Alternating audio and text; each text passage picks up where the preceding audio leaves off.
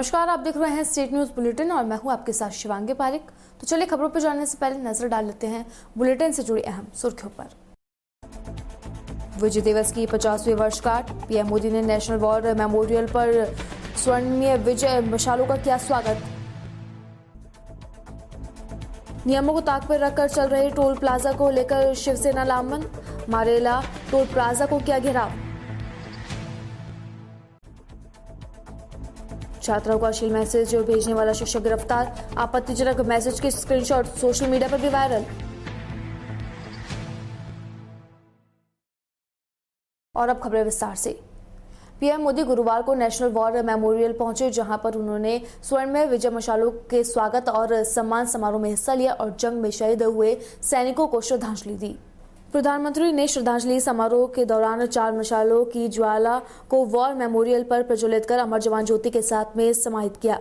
पिछले साल 16 दिसंबर को पीएम ने इन 4 स्वर्णिम विजय मशालों को प्रज्वलित किया था। पीएम के मुताबिक इन मशालों को देश के अलग अलग हिस्सों में ले जाया जाएगा। इनमें 1971 युद्ध के परमवीर चक्र और महावीर चक्र विजेता सैनिकों के गांव भी शामिल है। ये मशाल देश भर में सियाचिन से कन्याकुमारी, अंडमान निकोबार से लौंगेवाला, रण कच्छ और अगरतला तक ले जाएंगे। इसको सिरोही जिले के मारेला टोल प्लाजा पर अवैध वसूली व भारी अनियमितता को लेकर शिवसेना ने टोल प्लाजा का घेराव करके धरना दिया। शिवसेना का आरोप है कि यह टोल प्लाजा अवैध तरीके से चल रहा है। वह सरकार की तय गाइडलाइन व नियमों की पालना टोल प्रशासन द्वारा नहीं की जाती है। जिम्मेदार प्रशासन और टोल प्लाजा प्रशासन के साथ साथ सरकारें उदासीन बनी हुई है। धनारी से लेकर मालेरा तक राष्ट्रीय प्रदेशवासियों की स्वास्थ्य रक्षा तथा औषधीय पौधों के संरक्षण एवं संवर्धन की अभिनव पहल।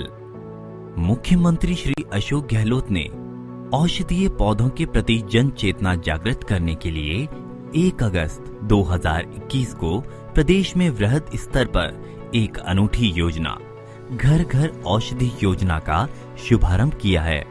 निरोगी राजस्थान की संकल्पना को साकार करने की दिशा में शुरू की गई घर घर औषधि योजना में वन विभाग द्वारा प्रतिरोधक क्षमता बढ़ाने में सर्वाधिक कारगर तुलसी, गिलॉय, कालमेघ और अश्वगंधा जैसे औषधीय पौधों का निशुल्क वितरण के लिए चयन किया गया है। योजना के तहत वन विभाग की ओर से आगामी 5 वर्षों में प्रदेश के 1 करोड़ 26 लाख परिवारों को 30 करोड़ से अधिक पौधे वितरित किए जाएंगे। इन पौधों को वन विभाग की पौधशालाओं में तैयार किया जाएगा, जिस पर राज्य सरकार 210 करोड़ रुपए व्यय करेगी। कोविड महामारी के इस दौर में प्रतिरोधक क्षमता बढ़ाने में औषधीय पौधों का महत्व फिर से साबित हुआ है। ऐसे में औषधीय पौधों के महत्व के प्रति लोगों को जागरूक करने की आवश्यकता को देखते हुए मुख्यमंत्री श्री अशोक गहलोत ने घर घर औषधि योजना को लागू किया है। इस योजना को वृहद स्तर पर लागू करने वाला राजस्थान संभवतः देश का पहला राज्य है।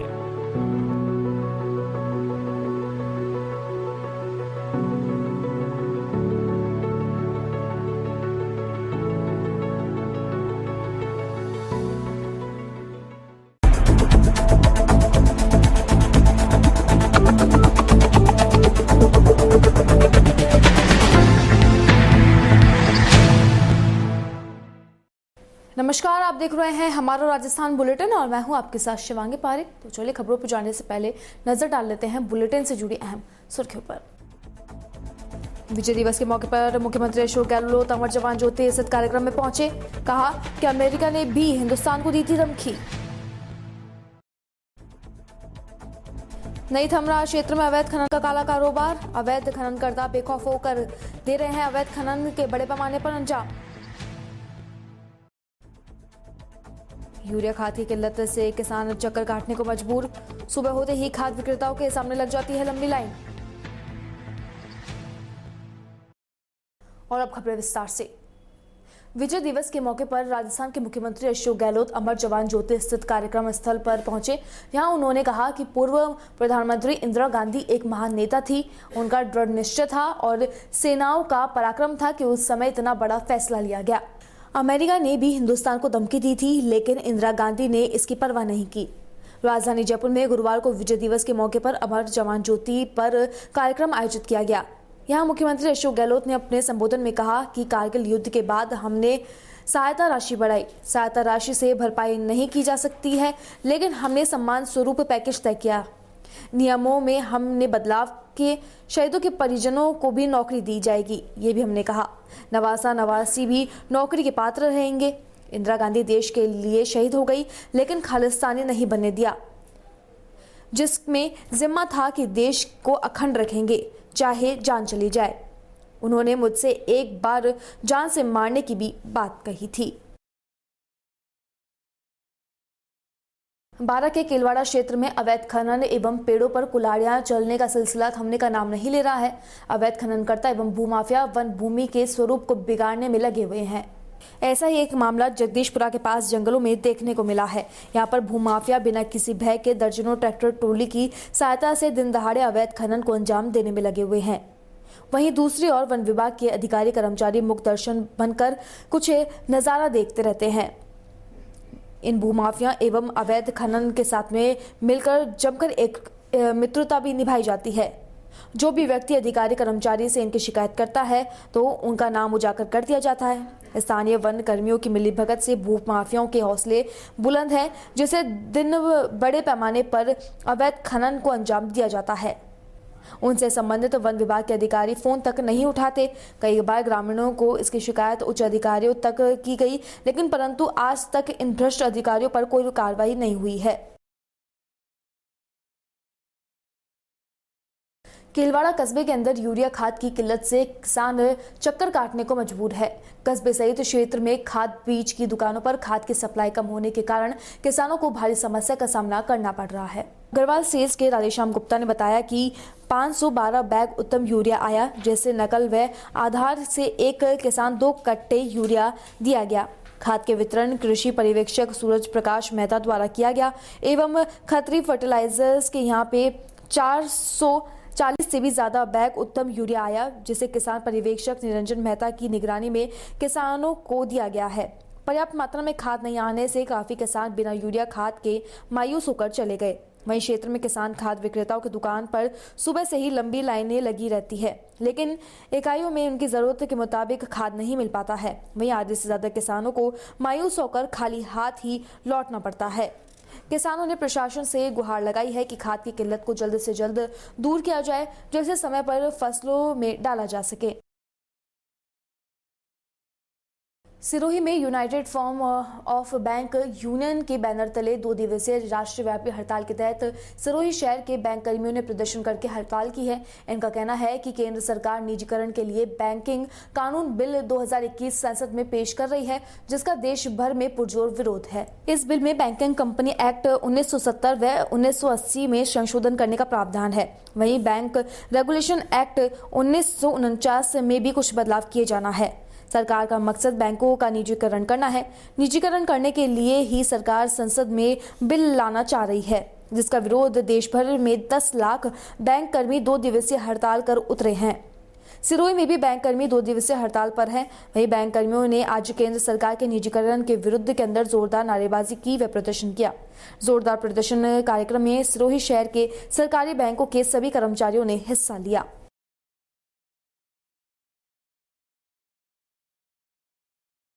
सिरोही में स्वर्णिम विजय दिवस के अवसर पर सिरोही पुलिस लाइन में शानदार कार्यक्रम आयोजित हुआ।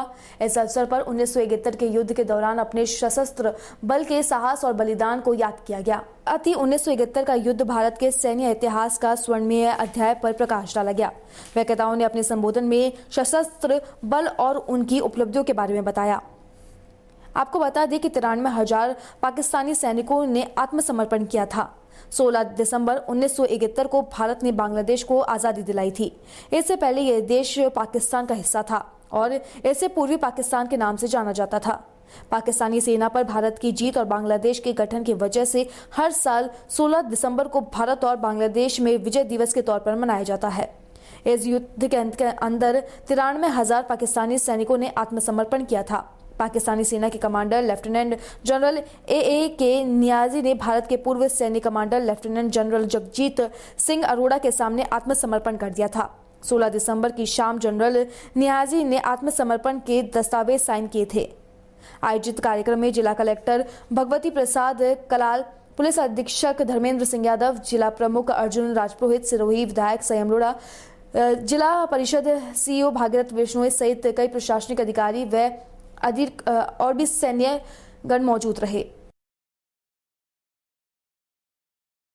श्री कोलायत के कपिल मुनि मंदिर के अंदर 56 भोग का आयोजन किया गया। कपिल मुनि भगवान को विभिन्न प्रकार के व्यंजनों का भोग लगाया गया। भगवान को सर्दी के मौसम के अनुसार भोग लगाया गया।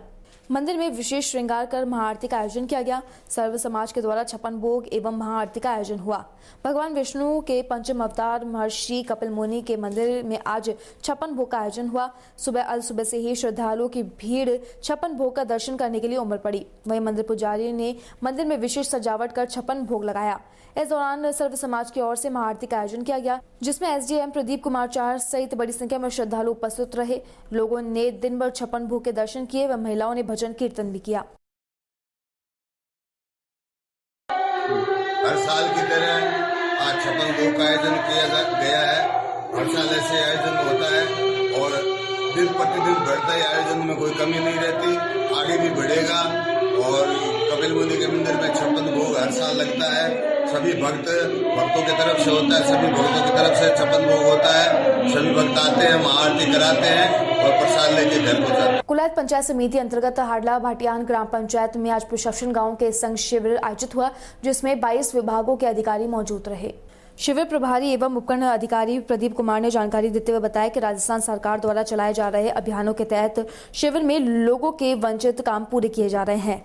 हाडला भटियान ग्राम पंचायत में आज प्रशासन गांव के संग अभियान शिविर का आयोजन हुआ, जिसमें जन्म मृत्यु प्रमाण पत्र, जाति मूल निवास पट्टे, रास्ते वितरण के प्रकरण, राजस्व संबंधी कार्य, चिकित्सा विभाग, शिक्षा विभाग, कृषि विभाग सहित 22 विभागों के अधिकारी मौके पर मौजूद रहे। चोमू में यूईएम यूनिवर्सिटी में फिजियोथेरेपी विभाग के 7 वर्ल्ड सीरीज क्वालिफायर लीग में सेवाएं प्रदान करी। एसएमएस स्टेडियम जयपुर में आयोजित कबड्डी अड्डे में के द्वारा K7 world series qualifier league का सफल आयोजन किया गया। इस प्रतियोगिता में यूईएम यूनिवर्सिटी के फिजियोथेरेपी विभाग के फिजियोथेरेपी पार्टनर के रूप में भाग लिया और फिजियोथेरेपी की सेवाएं प्रदान करी। K7 world series qualifier league प्रतियोगिता में संपूर्ण राजस्थान से कबड्डी के खिलाड़ियों ने भाग लिया। इस प्रतियोगिता में फिजियोथेरेपी विभाग के विभागाध्यक्ष डॉक्टर शांतनु शर्मा ने मार्गदर्शन के अंदर डॉक्टर मधु, डॉक्टर इमरान खान व फिजियोथेरेपी के छात्रों ने अपनी सेवाएं प्रदान करी। अपनी उत्कृष्ट सेवाओं देने के लिए प्रतियोगिता के समापन समारोह में पूरी फिजियोथेरेपी टीम की सराहना की गई व साथ में स्मृति चिन्ह व सर्टिफिकेट भी प्रदान किया गया। फिलहाल हमारा राजस्थान बुलेटिन में बस इतना ही। देश और दुनिया की तमाम खबरों के लिए बने रहिए डीपीके न्यूज के साथ। नमस्कार।